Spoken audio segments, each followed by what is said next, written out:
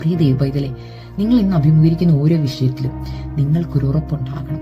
ഈ ഉറപ്പ് ഏതിൽ നിന്നാണ് വരുന്നത്? നിങ്ങളുടെ ജീവിതത്തിൽ ഇന്ന് നിങ്ങൾ അഭിമുഖീകരിക്കുന്ന ഓരോ വിഷയത്തിനും നടുവിലും മനുഷ്യരുടെ കയ്യിൽ നിന്നുള്ള സഹായത്തെ ബേസ് ചെയ്താകരുത് നിങ്ങളുടെ വിശ്വാസം.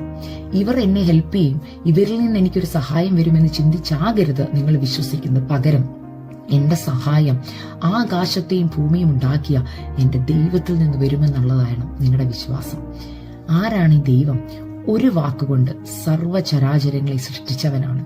ഉണ്ടാകട്ടെ എന്ന് പറഞ്ഞപ്പോൾ ഉണ്ടായി, സൃഷ്ടി നടന്നു.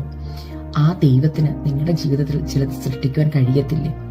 ചിലപ്പോൾ നിങ്ങൾ ഇന്ന് പകൽക്കാലം ഡോക്ടേഴ്സിന്റെ ഒരു റിപ്പോർട്ട് കണ്ട് ഭാരപ്പെട്ടായിരിക്കാം ഇന്ന് നിങ്ങൾ ഈ വീഡിയോ കാണുന്നത്.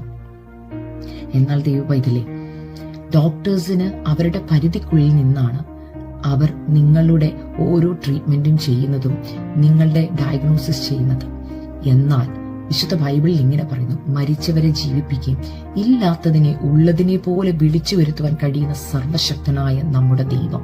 ഈ ദൈവത്തിന്റെ പ്രത്യേകത, ദൈവത്തിന് നിന്റെ ഭാവി അറിയാം. ഇന്നത്തെ ദിവസത്തെ നോക്കി ഡോക്ടേഴ്സ് നിങ്ങളുടെ ജീവിതത്തിന്റെ വിധി പറയുമ്പോൾ നാളെ നിങ്ങൾ ആരായി തീരുമെന്ന് അറിയുന്ന ദൈവം, എഴുതി വെച്ചിരിക്കുന്ന ദൈവം നിങ്ങളെ നോക്കി ഇന്ന് പറയുക, നിങ്ങളുടെ ഡയഗ്നോസിസ് അല്ല നിങ്ങളുടെ ലൈഫിനെ നിർണ്ണയിക്കുന്നത്, പകരം നിങ്ങളുടെ സൃഷ്ടിതാവായ ദൈവമാണ്. നിങ്ങൾ ജീവിക്കുമെന്ന് ദൈവം പറഞ്ഞാൽ അത് വിശ്വസിച്ചോണം. കാരണം വാക്ക് പറഞ്ഞ ദൈവം മാറത്തില്ല. കാരണം എന്തെന്നറിയാമോ?